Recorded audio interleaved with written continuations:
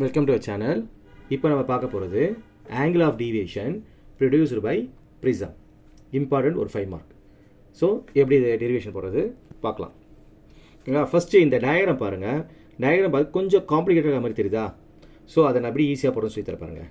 First ஒரு prism draw பண்ணிங்க, ஒரு ட்ரையாங்கிள் மாதிரி ட்ரா பண்ணிக்கோங்க. ஸோ ப்ரிசம்ன்றது 3D, நமக்கு 3Dலாம் ட்ரா பண்ண முடியாது. ஸோ ஒரு ட்ரையாங்கிள் மாதிரி ட்ரா பண்ணிக்கோங்க.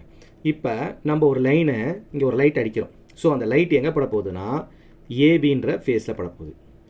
சரியா? ஸோ அந்த லைனு ரெட் கலர் அடிக்கிறேன். ஸோ அந்த லைனு ஏபின்ற சர்ஃபேஸில் படுது. பட்ட உடனே என்ன ஆகுதுன்னா அது ரீஃப்ளெக்ட் ஆகிடுது. ரீஃப்ளெக்ட் ஆனோடனே அதர் ரெண்டு இருக்கா, நம்மளுக்கு ப்ரிசம்க்கு இன்னொரு ரெண்டு இருக்குல்ல, ஏசியில் படுது. பட்ட உடனே திரும்பி என்ன ஆகுது, அது ரீஃப்ளெக்ட் ஆகுது. ஸோ அதுதான் இந்த லைன். சொல்ல புரியுதா? அதுதான் பி கொடுத்துருக்கான், எஸ் கொடுத்துருக்கான். ஓகேவா? இது இந்த டச் ஆகிற இடம் தான் கியூ. அது மாதிரி இங்கே இது டச் ஆகுதுல, அந்த இடம் தான் ஆர். இது ஃபஸ்ட்டு நல்லா புரியுதா? இப்போ நம்ம ஆங்கிள் ஆஃப் இன்சிடென்ஸ் போட்டாவே நார்மல் ட்ரா பண்ணுவோம், கரெக்டுங்களா? ஸோ இப்போ நார்மல் ட்ரா பண்ண போகிறேன். ஸோ இதுக்கு ஒரு நார்மல். ஓகேவா? அது மாதிரி இந்த லைனுக்கு ஒரு நார்மல். ஸோ 2 நார்மல் ட்ரா பண்ணிட்டேன். பக்காவா? டவுட் இருக்கா? ஃபஸ்ட்டு பின்னு ஒரு ஆங்கிள் ஆஃப் இன்சிடென்ஸு ஏபின்றத அடித்த உடனே ரீஃப்ளெக்ட் ஆகிடுது. அகைன் ஏசியில் பட்டோன்னே ரீஃப்ளெக்ட் ஆகிட்டு வெளில போயிடுச்சு. இந்த ஏபிக்கு ஒரு நார்மல் ட்ரா பண்ணுறேன், ஏசிக்கு ஒரு நார்மல் ட்ரா பண்ணுறேன். நல்லா புரிஞ்சுங்களா? இப்போ இந்த பி வந்து இந்த ஏபியில் அடித்த உடனே ரீஃப்ளெக்ட் ஆகல எங்கே போயிருக்கோம், இப்படி ஸ்ட்ரெயிட்டாக ட்ராவல் பண்ணியிருக்குமா?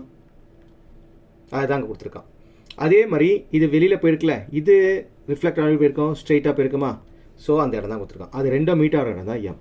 இப்போ டயக்ராம் நல்லா புரியுதா? புரியுதா? ஸோ இதில் ஆங்கிள் நான் கொடுத்துருக்கான். ஃபஸ்ட்டு நம்ம அடிச்சோம்ல லைனு, அது ஆங்கிள் ஆஃப் இன்சிடென்ஸ் ஐ. புரியுதா? அப்போ இது ரீஃப்ளெக்ட் ஆகுதுல்ல, இதுதான் R1.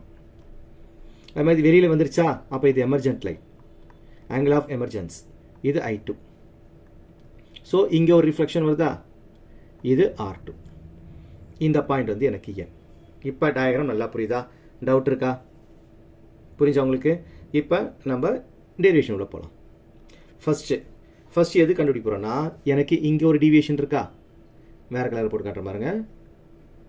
இங்கே ஒரு டீவியேஷன் இருக்கா, இது D1. இங்கே ஒரு டீவியேஷன் இருக்கா, இது D2. ஸோ இதில் நான் கண்டுபிடிக்க போகிறேன். ஓகேவா? இப்போ அந்த மேல் டயக்ராமே காட்டுறேன் பாருங்கள். இப்போ இது D1. ஃபஸ்ட்டு D1 கண்டுபிடிக்க போகிறேன். அதுக்கு முன்னாடி இப்போ வெர்டிகலி ஆப்போசிட் ஆங்கிள் ஈக்குவல் நம்மளுக்கு எப்பவுமே, அதை நான் வச்சுங்க. இது I1 இருந்தால் இதுவும் எனக்கு I1 தான் இருக்கணும். நான் போட்டிருக்கேன்ல, இது I1 தான், இது I1 தான் இருக்கும். சரியா? இதில் இந்த சின்ன இடம் என்ன கொடுத்துருக்கான், டி. So first I1. இப்போ எனக்கு D1 வேணும்னா, இந்த D1 ஆன்சர் வேணும்னா, இது I1, இது எனக்கு I1 தானே. ஸோ இந்த I1ல் இது எனக்கு கம்மியாக இருக்குது, R1 கம்மியாக இருக்குது. ஸோ D1ன்றது I1 மைனஸ் R1. ஓகேவா? நல்லா புரிஞ்சுக்கோங்க. First vertically opposite angles are equal. அப்போ இது I1னா இந்த இடமும் எனக்கு I1 தான். இந்த I1 எனக்கு எப்படி பிரிஞ்சு போயிருக்கு பார்த்தீங்கன்னா, DRன்னு பிரிஞ்சு போயிருக்கு. எனக்கு D மட்டும்தான் தேவை. அப்போ இந்த I1ல் எதை மைனஸ் பண்ண போகிறேன், R1 மைனஸ் பண்ணால் எனக்கு D கிடச்சிரும். அப்போ D1 இருக்குது I1 மைனஸ் R1. நல்லா புரியுதா? இன்னும் சொல்கிறேன், நல்லா சொல்கிறேன் பாருங்கள். ஃபஸ்ட்டு இந்த இடம் எனக்கு என்னது, I1. இது I1 தான், vertically opposite angle I1. So இந்த இடம் I1.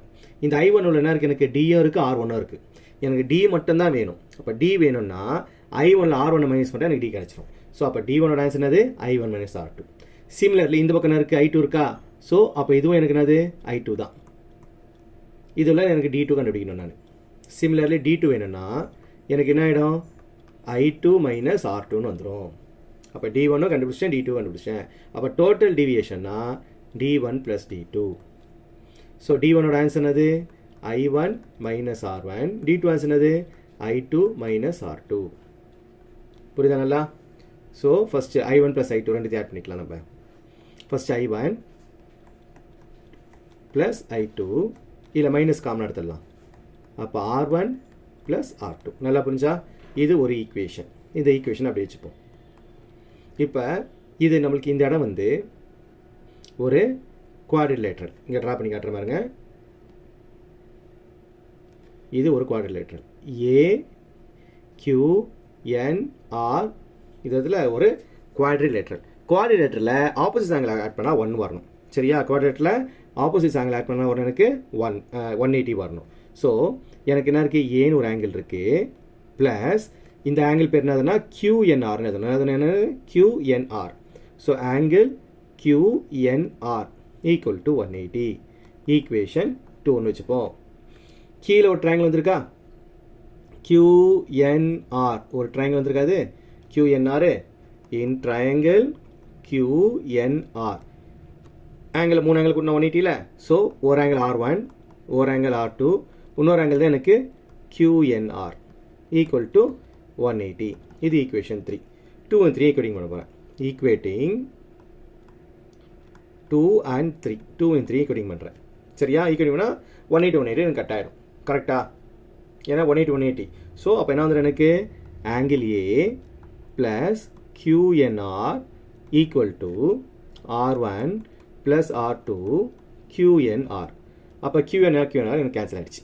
புரியுதுங்களா? நல்லா QNRம் கட் ஆகிடுச்சு. மிச்சம் இருக்குது A. அப்போ R1 R2 ஆன்சர் என்னது எனக்கு A. அப்போ A equal to R1 plus R2. இதை நான் ஈக்குவேஷன் 4ன்னு வச்சுக்கிறேன்.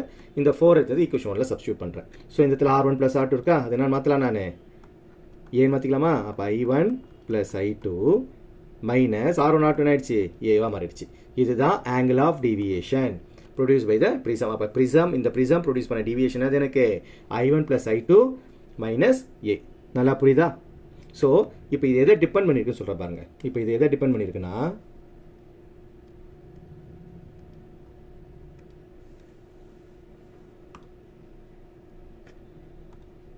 இப்போ எதை டிபெண்ட் பண்ணியிருக்கு பாருங்க. இது the angle of deviation depends on angle of incidence, angle of emergence, angle of prism.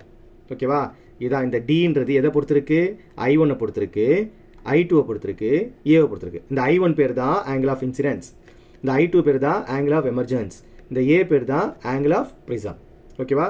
for the given incident angle of incidence, for given angle of incidence, angle of emergence is decided by refractive index of the material of the prism. So இதை depend பண்ணி மட்டும் கிடையாது, வேறு எதை depend பண்ணி இருக்கு, refractive index of material பொறுத்தும் இருக்கு. ஸோ நம்ம எந்த மாதிரி prism யூஸ் பண்ணுறோம் அதோட refractive index டிபெண்ட் பண்ணி இருக்கு. ஸோ ஓவராலாக angle of deviation depends on angle of incidence, angle of prism, material of prism, wavelength of the light. So இந்த 4 டிபெண்ட் பண்ணி தான் நம்மளுக்கு angle of deviation இருக்கு. நல்லா புரியுதா? டவுட் இருக்கா? இன்னொரு டியூரேஷன் மட்டும் சொல்கிறேன் பாருங்கள். ஃபஸ்ட்டு I1 வேணும், D1 வேணும்னா I1 மைனஸ் R1, ஏன்னா vertically opposite angle are equal. D2 வேணும்னா I2 மைனஸ் R2. அப்போ D வேணும்னா D1 ப்ளஸ் D2. D1 ஆன்சரும் தெரியும், D2 ஆன்சரும் தெரியும்.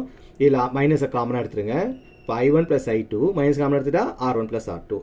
இதோட ஒரு ஸ்டேஜ் முடிஞ்சிருச்சு, ஒரு ஸ்டெப் முடிஞ்சிருச்சு. நெக்ஸ்ட் எதை போட போகிறோன்னா, இங்கே நான் எல்லோ கலர் போட காமிச்சிருக்க பாருங்க, குவாட்ரிலேட்ரல், அது யூஸ் பண்ணி தான் போட போகிறோம். So quadrilateral opposite angles are equal. So A plus QNR equal to 180. இது ஒரு ஈக்குவேஷன். அடுத்து கீழே ஒரு ட்ரையாங்கிள் இருக்கா, QNR ஒரு ட்ரையாங்கிள் வந்துருக்கா, ஒரு ட்ரையாங்கிளில் சம் ஆஃப் ஆங்கிள் ஆட் பண்ணால் 180 வரணும். So R1 plus R2 QNR equal to 180. So இது ரெண்டுமே 180யா, ஈக்குவேட்டிங் 2 and 3 பண்ணுறோம். பண்ணோம்னா QNR கேன்சல் ஆகிடுச்சு. அப்போ ஏ ஆன்சர் வந்திருக்கு R1 ப்ளஸ் R2. அது எங்கே ரீப்ளேஸ் பண்ணோம், ஈக்குவேஷன் 1ல் R1 ப்ளஸ் R2 எடுத்துகிட்டு நான் பண்ணோம், நான் ஏன்னு பண்ணணும். ஸோ அப்போ இந்த D எதை டிபெண்ட் பண்ணியிருக்கு, I1 டிபெண்ட் பண்ணியிருக்கு, I2 டிபெண்ட் பண்ணியிருக்கு, ஏவை டிபெண்ட் பண்ணியிருக்கு. அதை தான் கொடுத்துருக்கான். Angle of incidence, angle of emergence, angle of prism.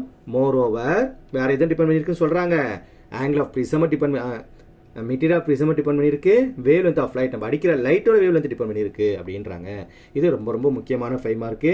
நல்லா ஒர்க் அவுட் பண்ணி பாருங்கள். நல்லா பக்காவாக புரிஞ்சிச்சுன்னா, உங்களுக்கு சாட்டிஸ்ஃபேக்ஷனாக இருந்துச்சுன்னா உங்கள் ஃப்ரெண்டுக்கு ஷேர் பண்ணி விடுங்க. மறக்காமல் லைக் பட்டனை தட்டி விட்டுருங்க. தேங்க்யூ ஃபார் வாட்சிங்.